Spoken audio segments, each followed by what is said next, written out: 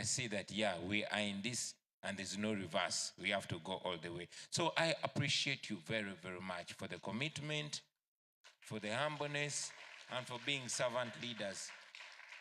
Let us do this because it's doable.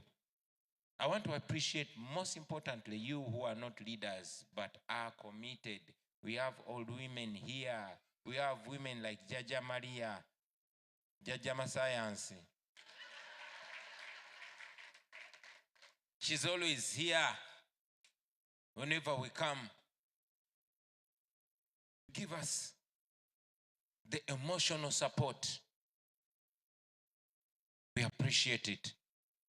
For me, it is something very important. And I'll tell you something. Unfortunately, I forgot my picture, and I will ask the leaders to help me pick it up from my room. I wanted to show off something very passionate, very special that I got. Something very, very special. Comrade Haman is going to help bring that picture.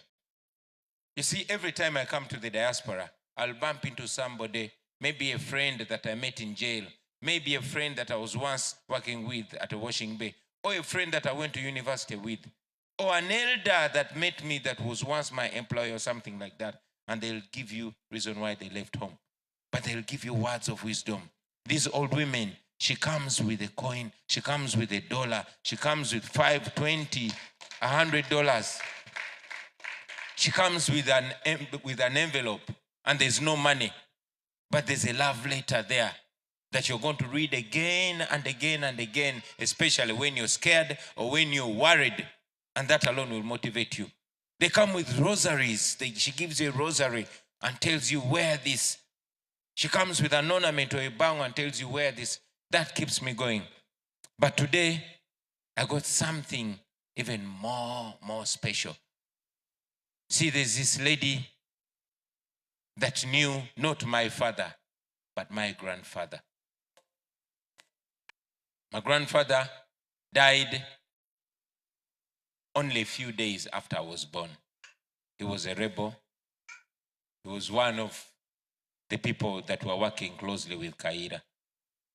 And he died in the war. He was killed. But before he was killed, he was a wanted man. When the Obote government decided to hunt everybody that was working with the rebels. And my grandfather was working closely with Andrew Takome Kaira. So he disappeared. They destroyed all the homes. They looked for him. And the government put a bounty on his head.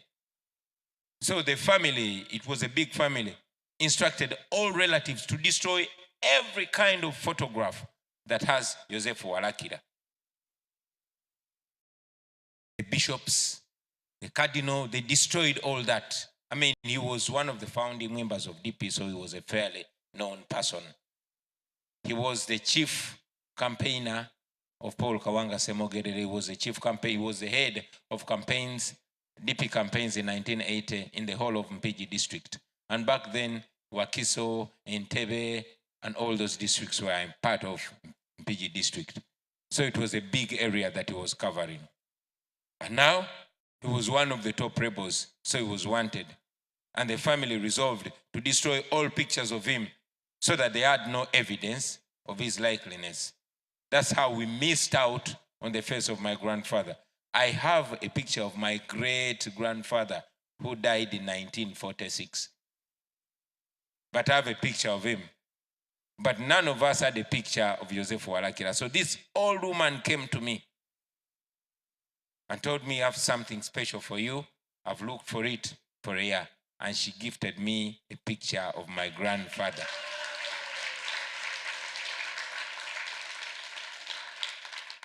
Now, this old woman has no idea what she did to me, how much motivation she did to me. She did that. She preempted me, and I'll talk about that when I'm talking about the purpose of our coming here. So things like those that you do to us, you have no idea how much emotional and spiritual fuel you are giving me to go and fight and fight and fight. So thank you very much. Thank you very much for spending your hard-earned money and your time. I've said it countless times that in the diaspora, especially first countries like America, that's when you're going to understand the real meaning of the phrase, time is money. You guys are here spending your money because you're supposed to be earning per hour. But you're here sacrificing your time / money to be here. Not to be entertained, but to listen to words that stress you, words that take away your peace, words that challenge you. I mean, many times we used to come to the US, you come for entertainment, and you people would come to get soothed, to burn the stress and all that. But now you take your time and hard earned money to come and get even more stress, but you still come. I want to thank you very, very much. From me, from the leadership of the National Unity Platform, and from the countless Ugandans, many of them you'll never meet, I want you to know you are appreciated. I want you to know you are a very, very special kind of gathering. So thank you, ladies and gentlemen. Now, we are here. We've had various conventions, and we are here again. You'll wonder why this time around it's just a few of us. Yes, because it's a very, very, very, very busy time. If I could, thank you very much. If I could, I would also delegate, but I couldn't because I had to come because this time is different. Why? All over Africa, we have what they call it. In my culture in Uganda, we call it okuwaba olutabalo. Ladies and gentlemen, this is different. We are going to war. We are going to, and many of us don't even know how we are going to come out of it, or even whether we are going to come out of it, but we are going there anyway. So we've come to you to present the cause. Back then, in the days of our forefathers, they would go to the king or to the council of elders and present nebawaba olutabalo and present their cause for war. You are the council of eminent leaders. You are our bosses. We have done this to all places in the diaspora that we've been able to go. In Uganda we will, but we hold you in very high regard. We know you have a big role in the efforts to liberate Uganda. That's why we come to you. Most importantly, tuze kuwaba lutabalo. I don't know if this old woman understood, and she said, as a way to send me to war, she wants to send me with my grandfather. This is a picture of Joseph Warakira, my grandfather.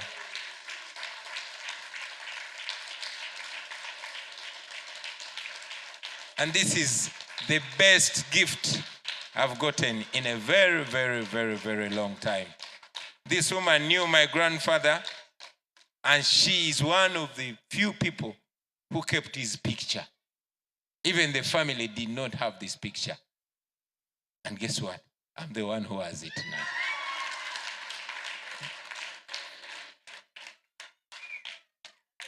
So friends, we are here to present our cause to you. We are here to reintroduce the cause to you.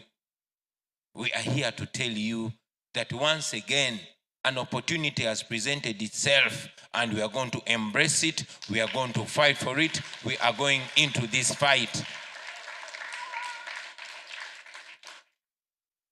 Every 5 years, there's a window. And that window, we don't want to let it go. We want to use all options available. And there's an option now. So we present ourselves to you, ladies and gentlemen, first, to seek your endorsement, to seek your clearance, to seek your blessing. The honest truth is that whenever we go there, we present ourselves as if you're the one who sent us. As if whatever we are saying in your name. As if you agree with us. And yes, we are presenting it here so that you can publicly agree with us, publicly endorse us, publicly send us in this fight with your full blessing and authority.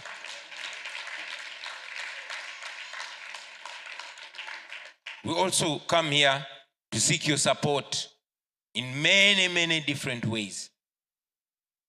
I know that this, in many ways, is the last meeting. I mean, the last time I was here in the previous convention, I was here with Eddie Mutwe. He was excited. In fact, he even spoke English, for those of you who are not here. He studied again, courtesy of Professor Sejinja. And Eddie Mutwe was supposed to come back here this month and graduate. We all know where he is. So where we're going, we cannot guarantee our safe return. The only thing we can guarantee now is that we are not going to give up and we are not going to give in. Other guarantees are with God. But when other guarantees are with God and God is with us, then who's with those guarantees? Us. So God is with us, ladies and gentlemen, and we are going into that war. We are going to win.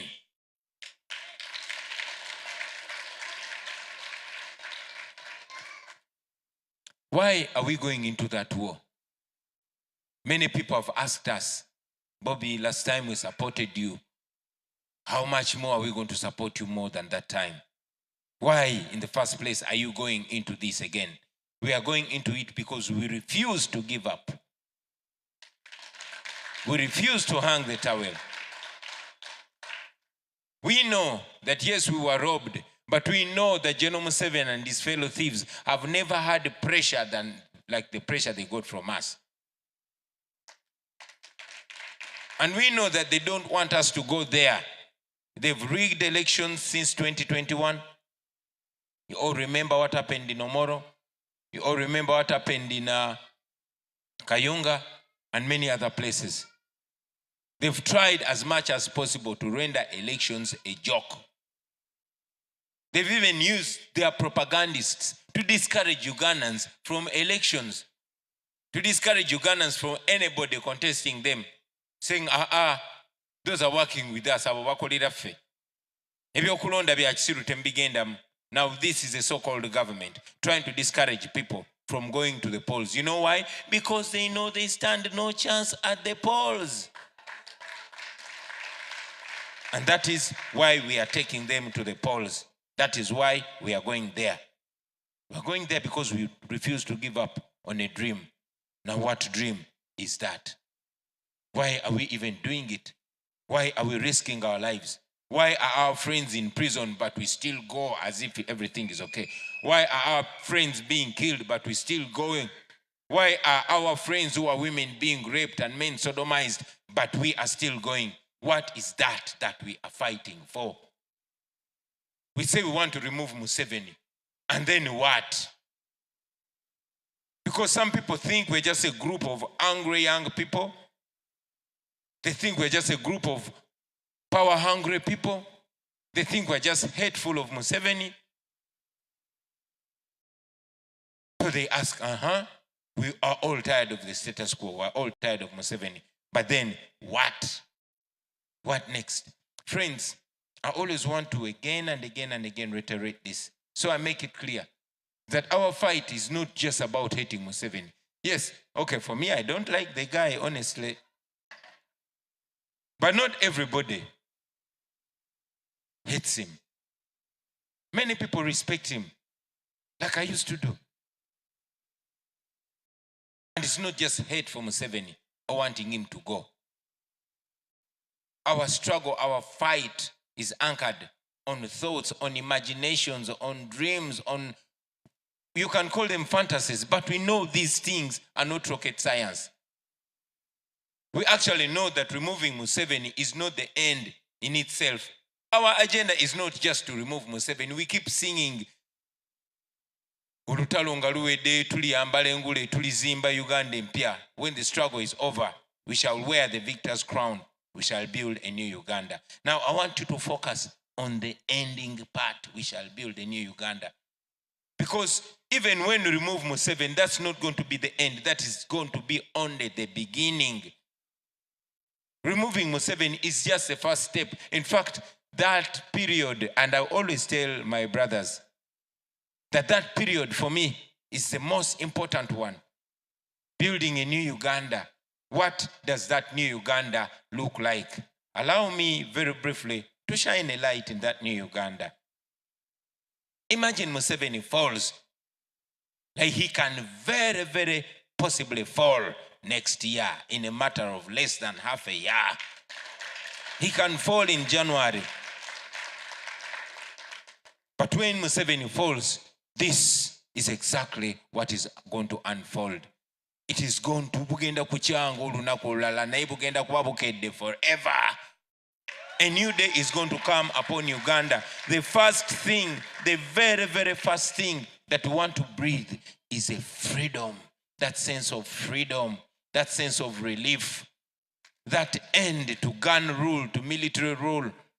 For the first time, we want to subdue the guns like it should be, like it has been written in the law. You're going to see civilian authority where every Ugandan will move feeling like they are the true bosses of their destiny, because it's by the power of their ballot that a dictator has fallen and a new leader has come, and that new leader is accountable to people, and that new leader can also fall if they dare to undermine the people. For the first time, power will be in the hands of the people. The old woman that sells maize on the roadside, the barber working under a tree, the border rider, the professor, the military general will for the first time be equal before and under the law.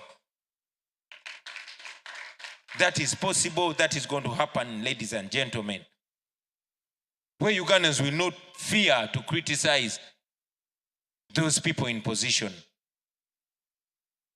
We are going to see the real meaning of good governance. And good governance is not being led by, a rocket science person, but being led by a person that has full respect and human dignity for the citizens. When Museveni falls, ladies and gentlemen, we are going to experience the real meaning of rule of law. Total end of impunity. That is our dream. That is what we imagine. That is exactly what's going to happen.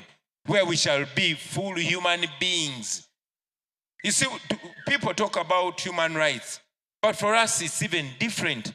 We are actually fighting for the right to be human beings, to have full human dignity, to have the right to think and imagine like men and women, to have full human rights. That is what we believe. That is what we want to get. We want to return democracy. And that's the agenda for a new Uganda. Now people will ask, okay, will democracy put food on my table? Some people actually don't even know that they don't have the full human rights that they deserve. So maybe that doesn't matter to them. For them, they are hungry. For them, they would rather be in a country that doesn't respect human rights but has functioning hospitals. Because you have even functional dictatorships. Ours is a dictatorship, and it's a failed dictatorship.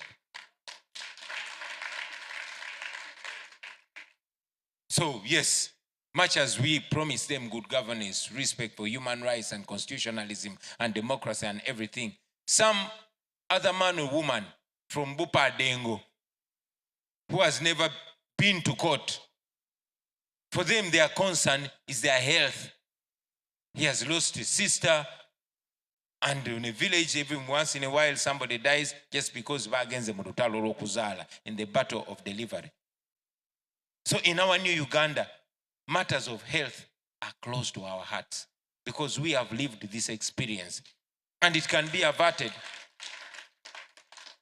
Many of you are living here, but honestly, if you were in Uganda, you would be dead. I have a sister from Minnesota who beat cancer. If she were in Uganda, So we should revert that. It is not rocket science. These things that we're talking about, we're not imagining them. We have had numerous conferences because this problem has been there for a long time. And developing countries have met and they've discussed. Smart people, well-educated people, knowledgeable people have put proposals on tables and resolutions have been made. Just do as simple as raise the health budget to 15% and you won't see children dying to the tune of 300 like we use in Uganda. 300 children die every day. 20 women die every day giving birth. That shouldn't be the case. What kills them? A broken down healthcare system. We want to fix it by simply raising the budget for our healthcare. I mean, the money that Molago makes out of private patients, that money can be put by government. Instead, it's being given to RDCs, it's being given to ghetto youth to beat whoever does not believe in Museveni. We can fix that. We are going to fix that. We can fix our healthcare system. Ladies and gentlemen, these things I'm talking about are actually true, they're actually practical and achievable in a matter of just months. I mean, all of us, those my age and above, Honorable Senyonyi thought he was teasing us, but he realized in the diaspora, but you all remember that university education used to be free. I went to university for free, courtesy of my head. But now a child from Kasese, no matter how smart they are, they cannot have free university education. They'll tell you Makerere needs money. When you ask Makerere, okay, you're charging students, how much money does the university make? They'll tell you 100 million shillings. So if the government could provide that 100 million shillings to Makerere University, we would once again have free university education for our smart children in Makerere University. But look at this before you even clap. Museveni uses 3 billion shillings every day. Every day. And the days when he even does not know that day has passed because he has blacked out. But that money goes. It would be funny if it wasn't sad. He has a budget of 1 trillion shillings. 1 trillion shillings. Just 10% of that money. Get it off. Give it to Makerere University. No more charging students at campus. Why is that impossible, for God's sake?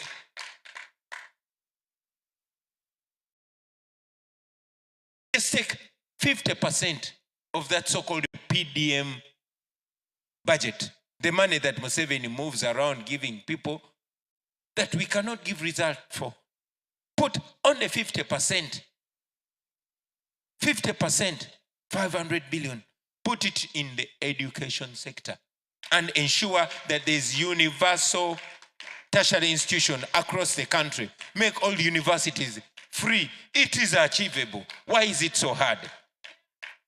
It can only be hard because the person in power does not want smart people. Because the person in power wants people from a certain section to be educated. Because he's practicing, I don't know, but if I was still in the ghetto, I would call it education apartheid. For only the few people. You're not going to find no ghetto child making it to education. You'll hustle, sell your maize, go fish to ensure you take your child through primary and education. Back then, you would think that if a child is committed and, intelligent, they would make it to education and the nation would benefit. Not anymore. We want to bring that back. We are going to bring that back. So just PDM money. And I'm talking about there's lots of other monies that are being wasted. But look at that PDM money alone. if I was in power, that PDM money would not be there. Half to health care, half to education. Then you have free university education across the country. You have free health care in the country. And there's more money, by the way. So that is doable. I want any professor to come and tell me that doesn't work.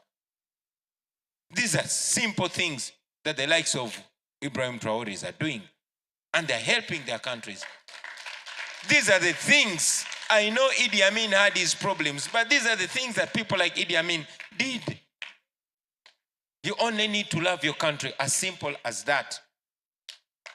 Ladies and gentlemen, it's not only education and healthcare that are our problem. Some people are farmers, some people are traders, and they would be richer, they would be more successful if the country was functioning, if we had a functioning infrastructure. You all know that once upon a time, there was a railway, a train going to Kasese, going to northern Uganda, going to west. We would have inland flights from Kampala, Fort Portal, Kampala, Arua, Kampala, Kisoro. We don't have that anymore because the infrastructure is dead. Look at our roads. They're not only death traps, but they have strangled our economy completely. Recently, and our First Lady talked about it yesterday, we had Anita Amongo, the chief thief, complaining about our roads. Somebody's asking what happened to our expensive car. But these roads, ladies and gentlemen, can also be fixed. I don't think he wanted to step on too many toes, but if Right Honorable Senyonyi could speak on the corruption, then you'd leave this room very depressed. 10 trillion is lost in corruption every year. 10 trillion shillings. Stolen by the people we know. I want you to go to YouTube and look for a complaint, a sulking by the Inspector General of Government, Betty Kamya, about corruption. And she was very clear about it. She said Uganda has all resources that we need. Challenge is that that money is stolen, not by a lot of people, by a few, a small fraction.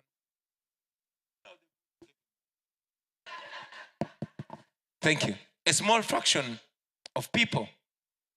Now imagine, and I sat with my friends and said, how much?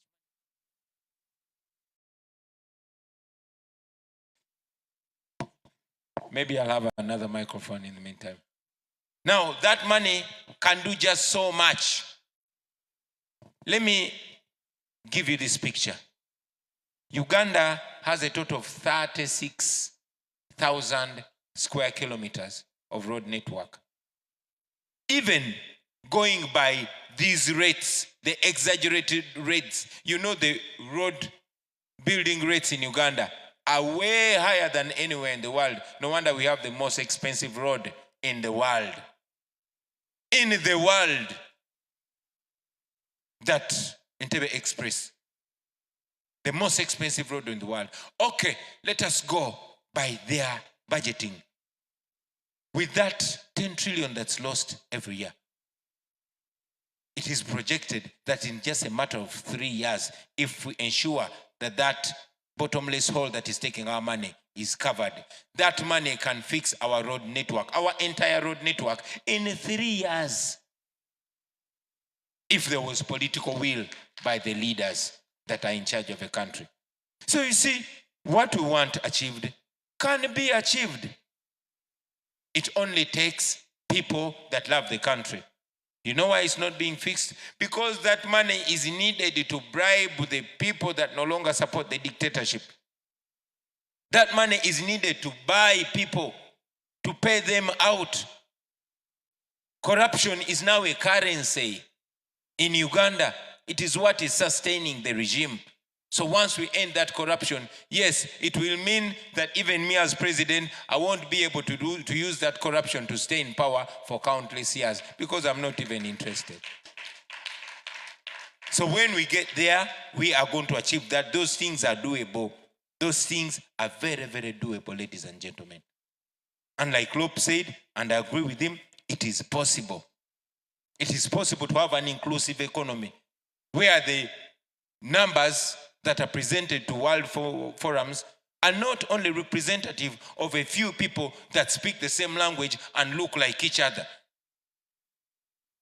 Should be reflecting the entire prosperity of a country from the north to the south, from the west to the east, everywhere.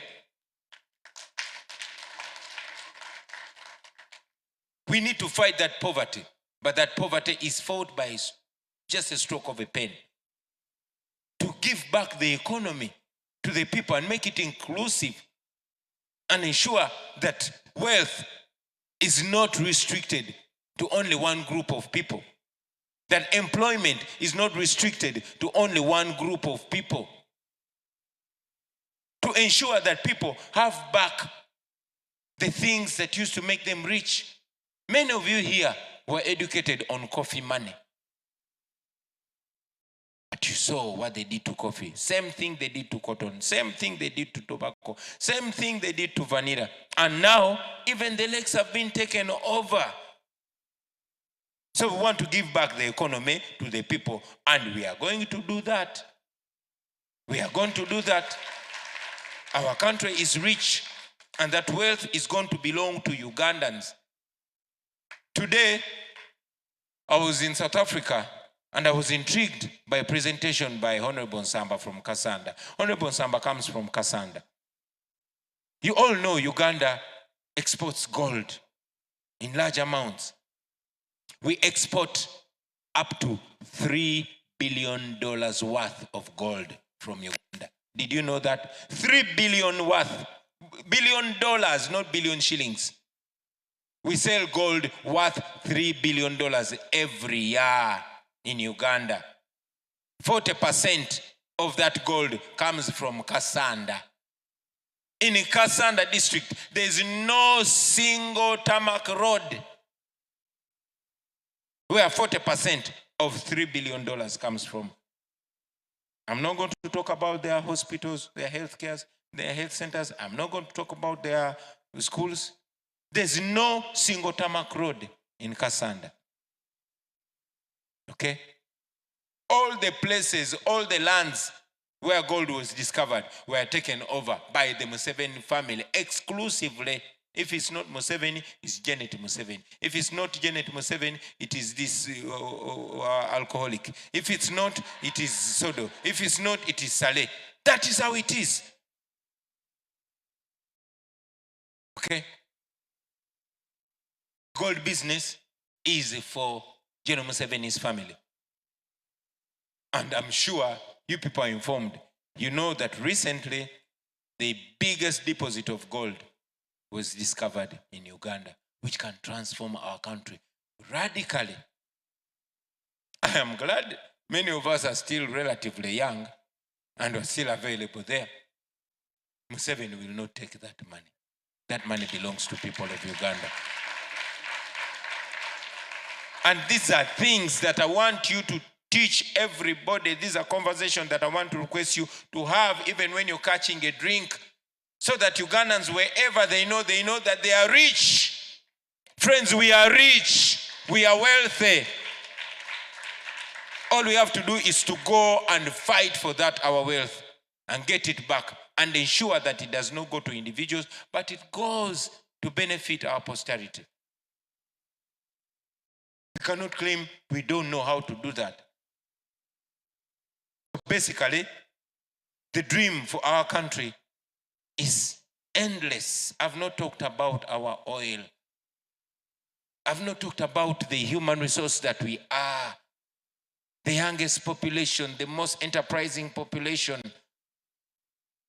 scattered all over the world, having gained the skills and knowledge and connections. Just imagine what we can do to our country. Just imagine once Museveni is falling down and you see planes jetting in from the US, jetting in from Europe, jetting in from Canada, from Arab countries, going back home. Just imagine how we can turn that country upside down.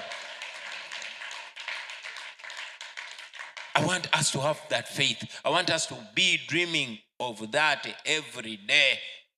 Every day. And it's possible and it's going to be done. Honorable Senyonya said it, and I agree 100%. It is possible. It has been done before. We've seen it before. It's not rocket science. We're not reinventing the wheel. We are just polishing it off, removing the thieves, and of course, confiscating whatever they stole.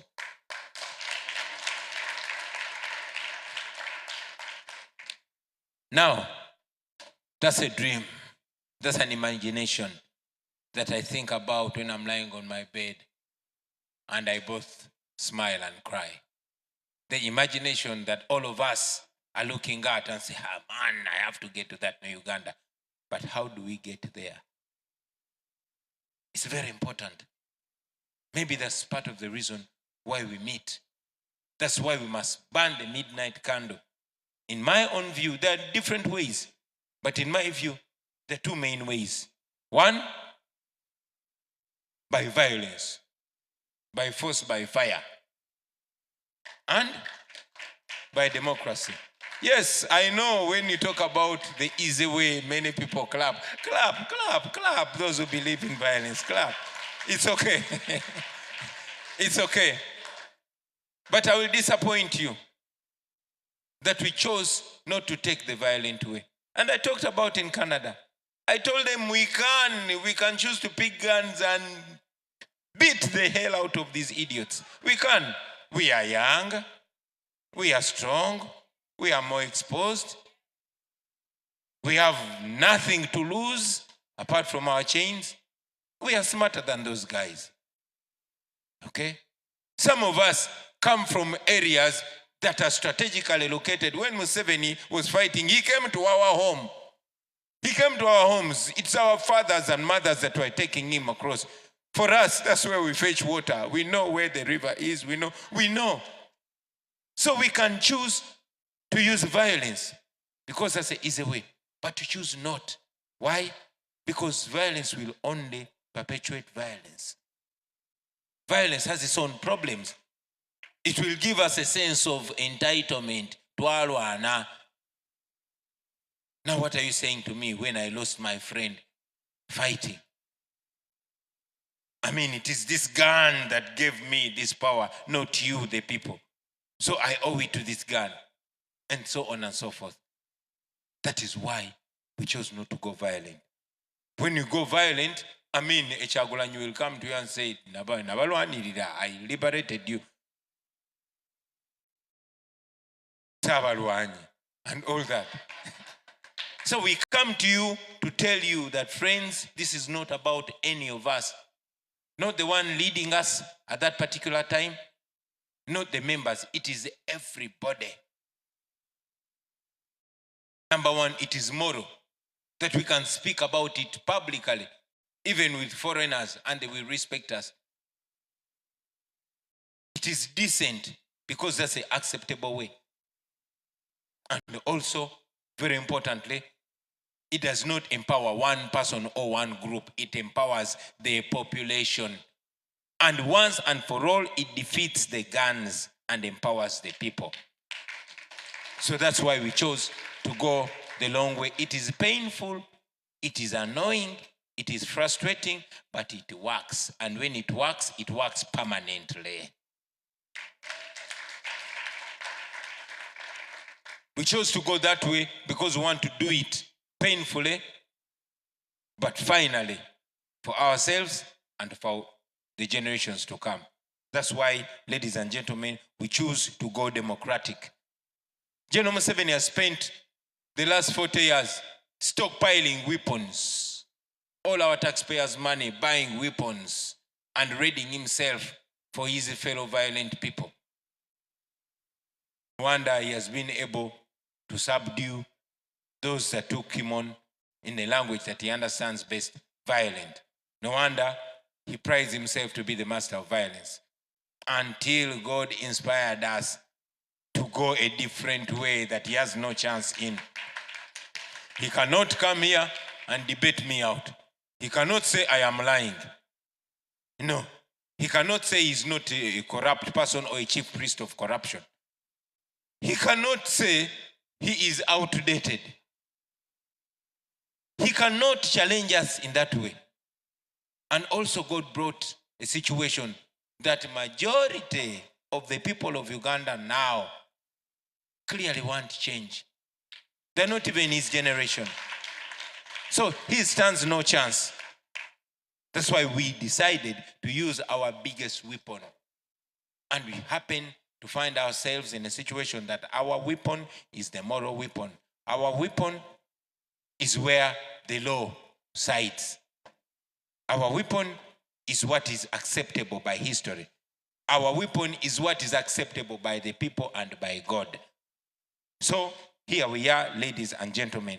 That is our major justification of taking on General Museveni in the protest vote of 2026. And that is the reason why we come to you to tell you, ladies and gentlemen, that we are going to the polls. For me, who you see here, I am glad and proud to inform you that I've already been endorsed by the National Unity Platform.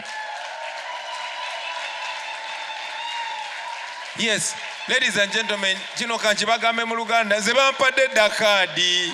Yenza ina kaadi. I've already been endorsed by the National Unity Platform. And the guy you see before you is leading the charge to take on Museveni and defeat him at the polls.